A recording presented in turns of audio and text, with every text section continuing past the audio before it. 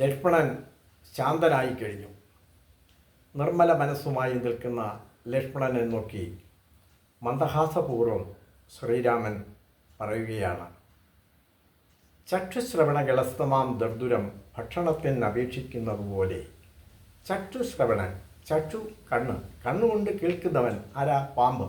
ആ പാമ്പിൻ്റെ വായിലിരിക്കുന്ന അത് പാമ്പ് വിഴുങ്ങിക്കൊണ്ടിരിക്കുന്ന ആ തവള അതിൻ്റെ അവസാന നിമിഷത്തിലും ചെയ്യുന്നത് എന്താണ്? അതിലെ പോകുന്ന ഈയലിനെ പിടിക്കാൻ നാക്ക് നീട്ടുകയാണ്. അതിൻ്റെ ജീവൻ നിലനിർത്താൻ കഴിയും എന്നുള്ള വിശ്വാസത്തിൽ അതിൻ്റെ അവസാനം രംഗത്തേക്ക് അടുക്കുകയാണ് എന്നുള്ള കാര്യം മനസ്സിലാക്കാതെ അത് ഭോഗങ്ങൾ തേടുകയാണ്. കാലാഹിന പരിഗ്രസ്തമാം ലോകവും ആലോല ചേതസ ഭോഗങ്ങൾ തേടുന്നു. കാലമാകുന്ന പാമ്പിൻ്റെ വായിലിരിക്കുകയാണ് ഈ ലോകം. ആ ജീവിതം അതിൻ്റെ കാലത്തിൻ്റെ വായിലകപ്പെട്ട് ആ ജീവിതം ഇല്ലാതായിക്കൊണ്ടേയിരിക്കുകയാണ്. ആ സമയത്തും മനുഷ്യനെ ഭോഗങ്ങൾക്ക് വേണ്ടിയുള്ള ദാഹവും അതിനുവേണ്ടിയുള്ള ശ്രമങ്ങളെയും നിശിതമായി വിമർശിക്കുകയാണ് ശ്രീരാമനിലൂടെ എഴുത്തച്ഛൻ.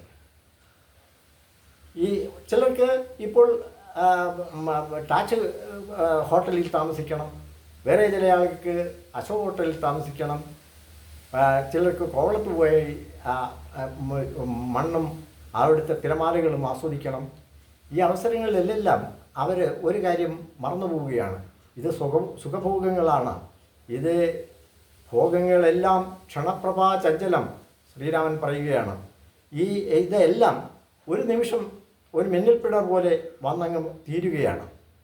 അപ്പോൾ നമ്മൾ ഈ ജീവിതത്തിൽ നമ്മൾ നേടിയിട്ടുള്ള വിദ്യാഭ്യാസം കൊണ്ടും അനുഭവം കൊണ്ടും നമ്മൾ നേടിയിട്ടുള്ള ജ്ഞാനം അത് പലിശ സഹിതം ആ സമൂഹത്തിന് തിരികെ കൊടുക്കണം. ഇത് സ്വാമി വിവേകാനന്ദനും ഈ തത്വം പറഞ്ഞിട്ടുണ്ട്. അങ്ങനെയുള്ള ഈ ലൗകിക ജീവിതത്തിൽ ഉള്ള ദുരാഗ്രഹം മനുഷ്യനെ കോപത്തിലേക്കും അത് ധർമ്മച്യുതിയിലേക്കും നയിക്കും എന്ന് ശ്രീരാമൻ അതിനകത്ത് വ്യക്തമായി പറയുകയാണ്. അപ്പോൾ ഈ സമയത്ത് നമ്മൾ ഒരു കാര്യം മനസ്സിലാക്കണം. ഇതിന് ഭഗവത്ഗീതയിൽ അർജുനനോട് ഭഗവാൻ പറയുന്നത് എന്താണ്?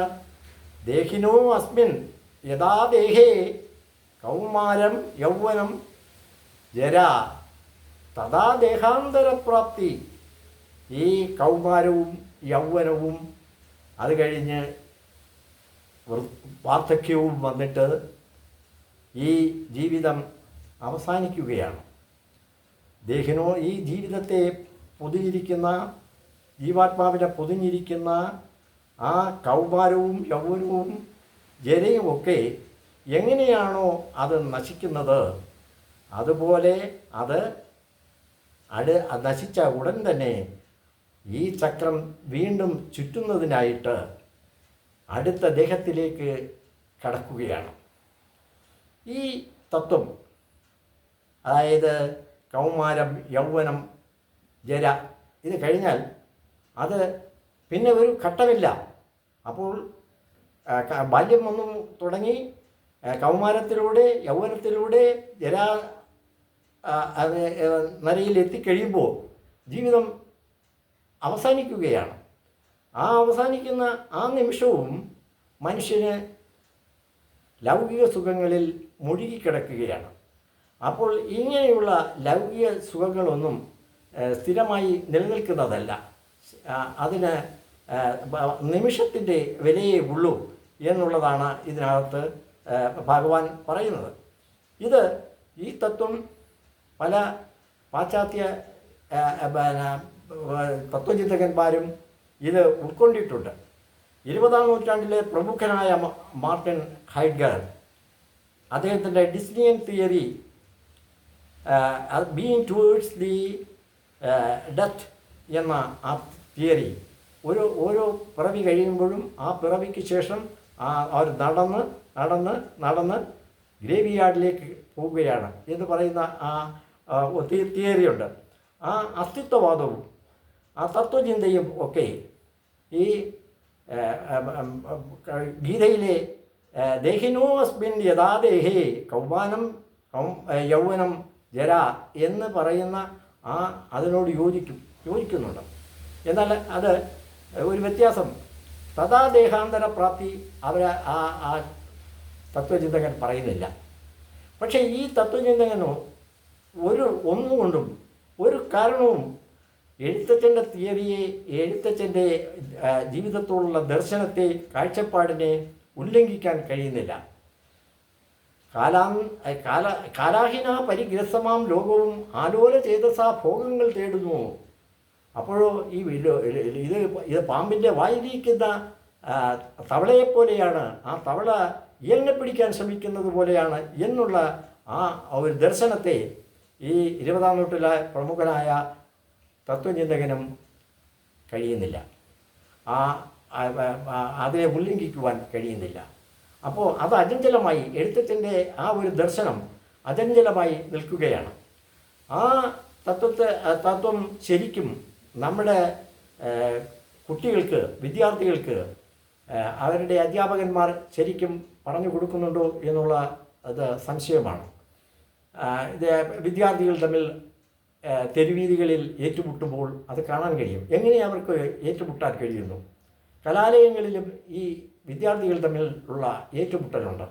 എന്താണ് സഹപാഠി, എന്താണ് സതീർത്ഥൻ എന്നുള്ളതിനെ കുറിച്ചുള്ള അവരുടെ ഉൾക്കാഴ്ചയില്ലായ്മയാണ് അവർ തമ്മിലുള്ള ഈ സ്പർദ്ധയ്ക്ക് കാരണം ആകുന്നത്. ഈ ഒരു വീഴ്ചയ്ക്ക് ഈ അധ്യാപകന്മാർക്കൊക്കെ അതിനകത്ത് കുറ്റബോധമുണ്ടാകേണ്ടതാണ്. അവർക്ക് നേരെ ഇവരെ നിയന്ത്രിക്കുവാൻ കഴിയാത്തത് ഈ തത്വജ്ഞാനം ശരിയായി മനസ്സിലാക്കി അത് കുട്ടികൾക്ക് പകർന്നു കൊടുക്കുവാൻ കഴിയുന്നില്ല എന്നുള്ളത് ഒരു സത്യം തന്നെയാണ്. അങ്ങനെ ഈ മനുഷ്യൻ്റെ ശരീരത്തിൽ ഹോർമോണിൻ്റെ പ്രവർത്തനമായിട്ടുണ്ടാകുന്ന അതിൻ്റെ ഫലമായി കോപമുണ്ടാകുന്നു എന്ന് ജീവശാസ്ത്രജ്ഞന്മാർ പറയുന്നുണ്ട്. അപ്പോൾ അത് ആ ജീവശാസ്ത്രപരമായ ഒന്ന് മാത്രം ആശ്രയിച്ചാൽ പോരാ. കോപമാണ്, ഇല്ലെങ്കിൽ അത് കോപമുണ്ടാകാനുള്ള കാരണം ദുരാഗ്രഹമാണ് എന്ന് സ്വാമി വിവേകാനന്ദൻ പറഞ്ഞു. എല്ലാം ഈ ഡിസയറിൽ നിന്നാണ് ഈ നമ്മുടെ ദുഃഖങ്ങൾ മുഴുവനും ഉണ്ടാകുന്നത്. അപ്പോൾ അതിനെ അതിജീവിക്കണം. അതിജീവിക്കുന്നതിന് വേണ്ടിയുള്ള താത്വികമായ ജീവിത ദർശനങ്ങൾ വരും തലമുറയെ പറഞ്ഞു മനസ്സിലാക്കേണ്ടതുണ്ട്. ഇതിന് ലക്ഷ്മണോപദേശത്തിലെ 4 വരികൾ തന്നെ മതിയാകുന്നതാണ്. അത് വേണ്ട വിധം കുട്ടികൾക്ക് പറഞ്ഞു കൊടുക്കുവാനും അധ്യാപകന്മാർക്ക് കഴിയേണ്ടതുണ്ട്. നോക്കൂ, സതീർത്ഥനെ മുഷിഞ്ഞു നാറിയ വസ്ത്രവുമായിട്ട് കൃഷ്ണൻ്റെ രാജധാനിയിലേക്ക് കടന്നു വരികയാണ്. അപ്പോൾ തൻ്റെ സതീർത്ഥൻ്റെ ആണ് വരുന്നതെന്ന് അറിഞ്ഞപ്പോൾ അദ്ദേഹം എല്ലാ സുഖഭോഗങ്ങളും എല്ലാം എടുത്തെറിഞ്ഞുകൊണ്ട് ആ സതീർത്ഥനെ ഓടിച്ചെന്ന് കെട്ടിപ്പിടിക്കുകയാണ്. ഈ ഒരു കുചേല വൃത്തത്തിലെ ആ തത്വം അത് കുട്ടികൾക്ക് ശരിക്കും മനസ്സിലാക്കി കൊടുക്കേണ്ടതുണ്ട്.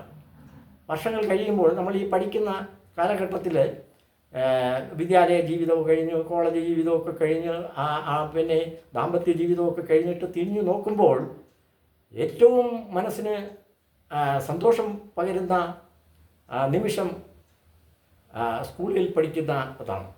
ആ സ്കൂളിൽ പഠിച്ചിരുന്ന കാലഘട്ടത്തിൽ അവർ കണ്ടുമുട്ടിയ അവരുടെ സതീർത്ഥന്മാരെ പിന്നെ ഒരിക്കലും ചിലപ്പോൾ കാണാൻ കഴിഞ്ഞില്ല എന്നിരിക്കും, എങ്കിലും ആ മനസ്സിൽ പലരും തട്ടി നിൽക്കും. അതുപോലെ തന്നെ ആ കാലഘട്ടത്തിൽ അവർക്ക് വിജ്ഞാനം പറഞ്ഞു കൊടുത്ത അധ്യാപകന്മാരും അവരുടെ മനസ്സിൽ തട്ടി നിൽക്കും. അപ്പോൾ അങ്ങനെയുള്ള തത്വജ്ഞാനത്തിൻ്റെ പ്രകാശം പരത്തുന്നതിന് വേണ്ടി ഈ ലക്ഷ്മണോപദേശം സഹായിക്കട്ടെ എന്ന് ഞാൻ ആശംസിക്കുകയാണ്. ഇതിനെ തുടർന്ന് ആ ലക്ഷ്മണോപദേശത്തിലുള്ള തത്വജ്ഞാനങ്ങൾ തുടർന്ന് ഞാൻ പറയുന്നതാണ്. നമസ്കാരം.